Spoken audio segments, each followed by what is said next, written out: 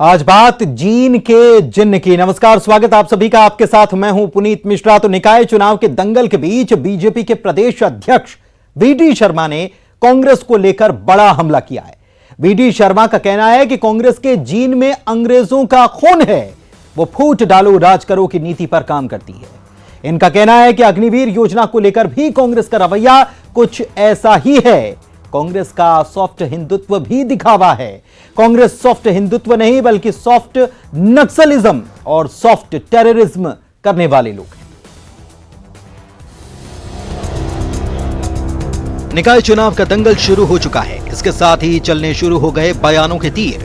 प्रदेश BJP अध्यक्ष VD Sharma ने इस बार कांग्रेस के जीन की तलाश शुरू कर दी और अपनी तरफ से नतीजा ये निकाला कि कांग्रेस के जीन में अंग्रेजों का खून है। कहते हैं जब तक कांग्रेस खत्म नहीं होगी तब तक अंग्रेजों की जीन खत्म नहीं होंगे।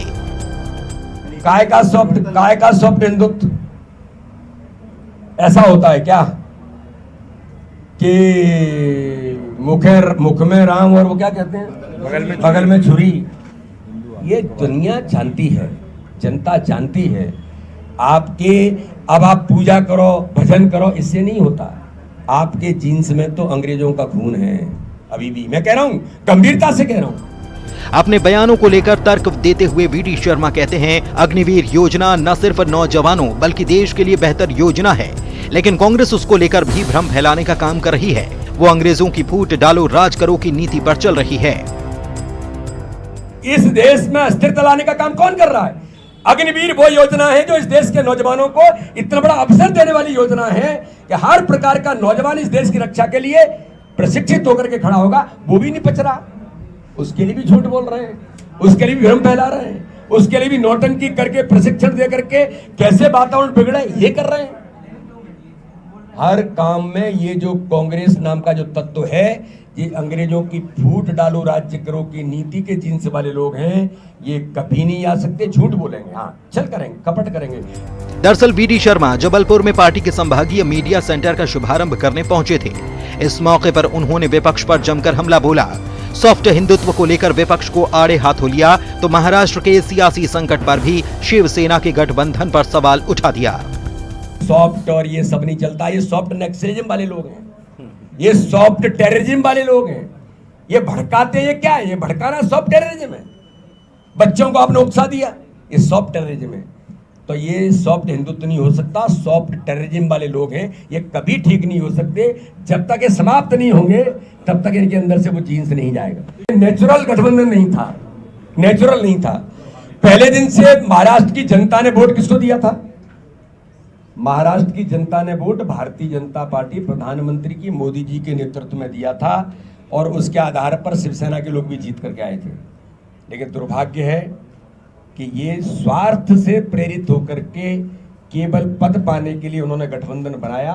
आज महाराष्ट्र का सौभाग्य है कि नेचुरल गठबंधन अब बन करके महाराष्ट्र के विकास के लिए जो दिशा बनेगी। भारतीय जनता पार्टी और वीडी शर्मा जी पहले अपना इतिहास उठाकर देखें और वो ये देखें कि अंग्रेजों की गुलामी किसने की थी, अंग्रेजों के साथ मुखबिरी किसने की थी, और भारतीय राष्ट्रीय कांग्रेस और महात्मा गांधी जी के जो आज़ादी के आंदोलन थे उसके अंदर सबसे ज़्यादा भेद उत्पन्न करने वाला कौन था। ये वीडी शर्मा जी पहले इतिहास पढ़ के और पता करें।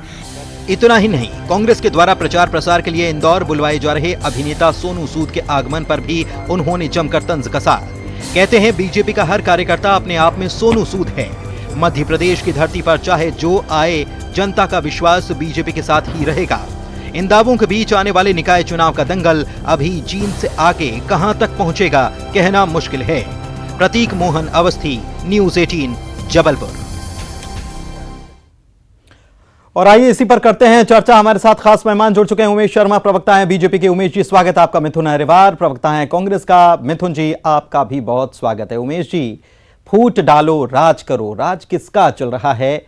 और फूट तो कांग्रेस में हुई थी, हमको याद है मध्य प्रदेश में सरकार बीजेपी की बनी। नहीं, निश्चित रूप से पुनी जी, जो वीडी शर्मा जी ने कहा है उसके बहुत व्यापक मायनों में अर्थ निकाले जाने चाहिए। कांग्रेस पार्टी की मनोवृत्ति इस प्रकार की हो गई है कि वो भारतीय जनता पार्टी का विरोध करे, वो स्वागत योग्य हो सकता है कि वो लोकतंत्र में अपना विपक्ष का धर्म पालन कर रहे हैं, वे नरेंद्र मोदी जी की आलोचना करे, वो भी सही नहीं हो सकती है। पर जिस प्रकार से कांग्रेस पार्टी देश के लिए सुधार वाले और क्रांतिकारी नवाचारों पर प्रहार करती है, वो तो मुझे लग रहा है कि बहुत ही ज्यादा आपत्तिजनक है।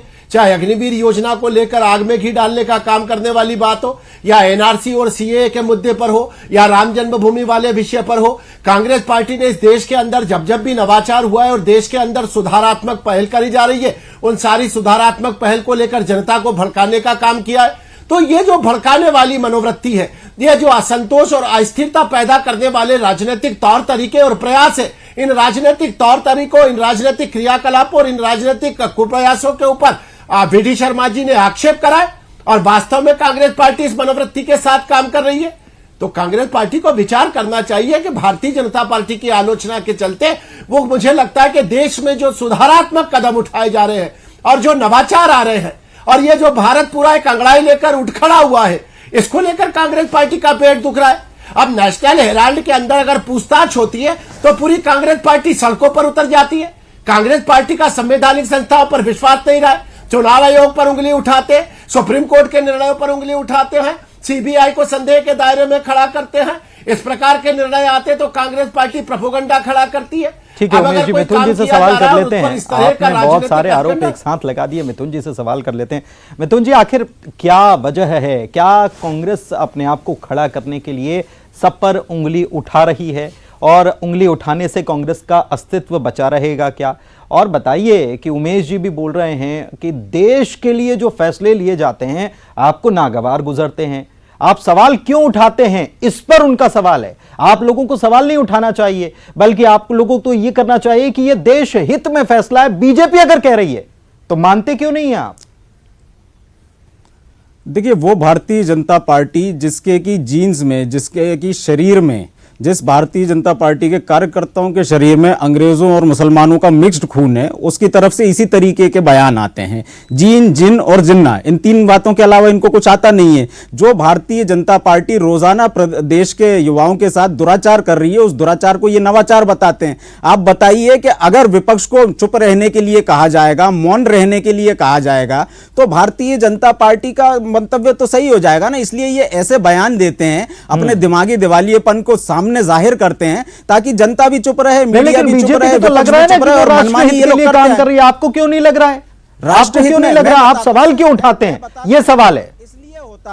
इसलिए होता था कि 40 साल तक जो व्यक्ति नौकरी करता था सेना में, उसकी नौकरी इन्होंने 4 साल की कर दी है। इससे सेना का भला होगा या बुरा होगा? वो व्यक्ति जिसको सेना रिजेक्ट कर दी गई, उसको भारतीय जनता पार्टी के लोग अपने कार्यालय के बाहर उसको दरबान बना करके रखेंगे। ये हमारे सैनिकों का भविष्य है। जिस दिन युद्ध का ऐलान हो जाएगा, उस दिन टेम्पररी हमारे जो युवा हैं, जिनको प्रॉपर ट्रेनिंग नहीं है, वो लोग जाकर के लड़ाई लड़ेंगे। भारतीय जनता पार्टी को यह बताना चाहिए कि अगर भारतीय जनता पार्टी कोई कमाल का काम कर रही है, तो 45 सालों में सबसे ज्यादा बेरोजगारी, 40 सालों में सबसे कम ईपीएफ की दरें, 40 सालों में सबसे बड़ी जीडीपी की गिरावट, और पिछले 70 सालों में सबसे ज्यादा महंगाई, सबसे कम तनख्वाहें लोगों की, एक व्यक्ति से 4 व्यक्ति का काम कराया जा रहा है। ये देश के समर्थन में है कि देश के विरोध में है? अरे सर, मिथुन सर, आप समझ नहीं रहे हैं। वो सरकारें, मिथुन जी आप समझ नहीं रहे हैं। देश तो उठ खड़ा हुआ है। उमेश जी कह तो रहे हैं, उमेश जी इतना सब हो गया, लेकिन फिर भी देश हम उठ लोग खड़ा नहीं हुआ समझ रहे हैं।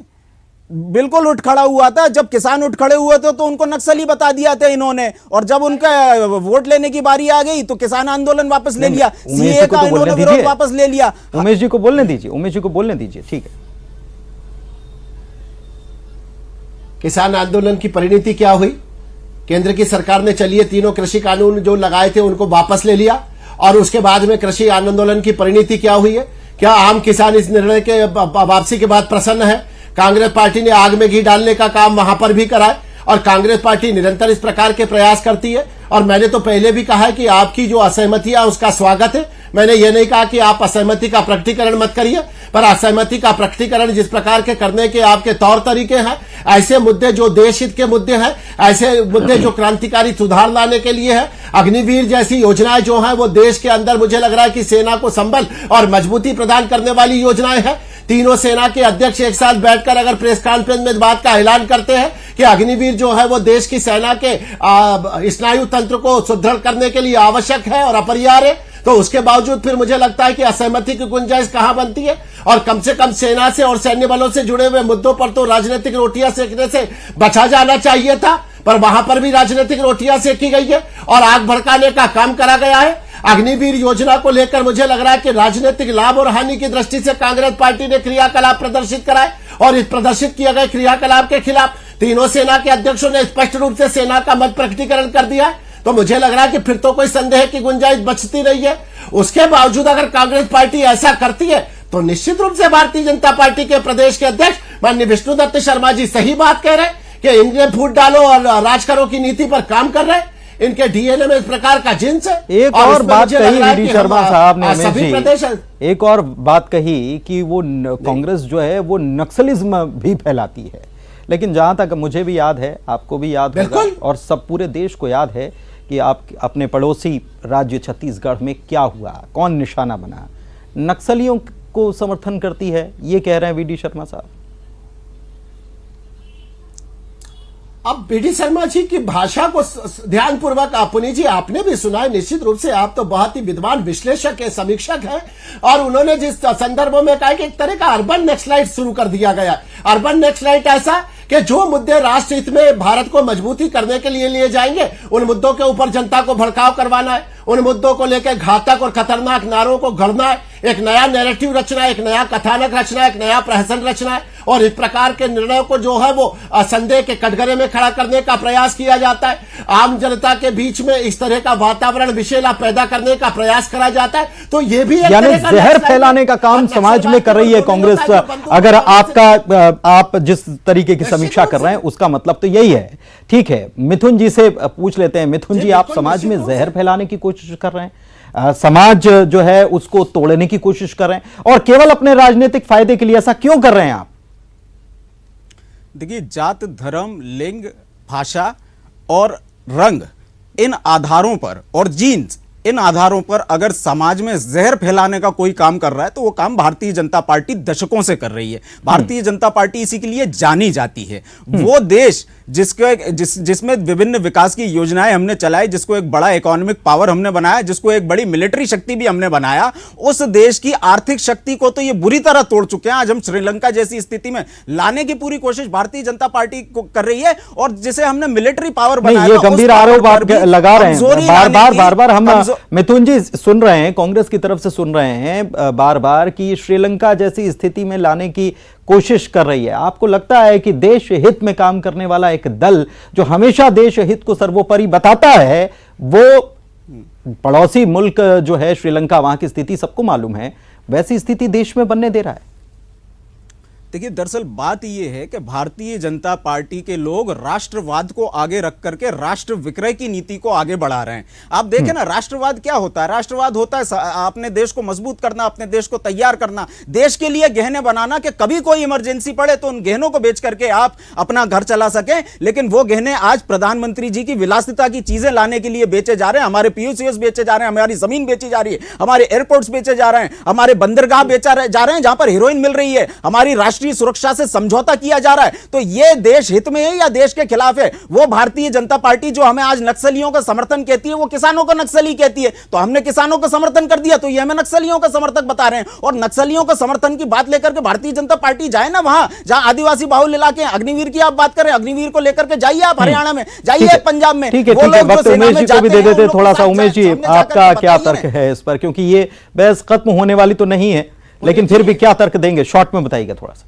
अरे नहीं पुनीत जी, मुझे लग रहा है कि इस तरह की डरावनी शब्दावली कांग्रेस पार्टी के स्वभाव में शामिल हो गई है। इस प्रकार के भयंकरतम शब्दों का उपयोग करते हैं कि श्रीलंका जैसा हो जाएंगे। जिस समय कोरोना का ऐसा भयावह काल बीत गया है, उस समय भी मुझे लग रहा है कि देश की अर्थव्यवस्था चरमराई नहीं है। दुनिया के सारे देश अपने आप को आर्थिक रूप से विपन्न महसूस कर रहे थे। उस समय भी 80 करोड़ जरूरतमंद परिवारों तक निःशुल्क अनाज पहुंचाने का साहस दिखाया प्रधानमंत्री नरेंद्र मोदी जी ने। और भारत की जो जीडीपी की दर है वो आज भी गर्वोन्नत भाव से खड़ी हुई है और दुनिया के सारे देश आश्चर्य में डूबे हैं कि भारत का ये जो इकोनॉमिक पावर है ये प्रधानमंत्री नरेंद्र मोदी जी के नेतृत्व में सशक्त और सबल होकर खड़ा है। तो श्रीलंका जैसे हालात नहीं है, हम तो दुनिया के अन्य देशों को मदद करने वाली शक्ति के साथ भारत की अर्थव्यवस्था को उस मुहाने पर लेकर खड़े हुए हैं। ठीक तो है। कांग्रेस पार्टी के मित्रों को जरा सा भी घबराने की आवश्यकता ठीक नहीं है, है। कांग्रेस ना घबराए, बीजेपी पूरी तरह से संभालने की स्थिति में है, लेकिन फिर भी कांग्रेस तो सवाल करेगी। विपक्ष में है तो विपक्ष का दायित्व निभाना चाहिए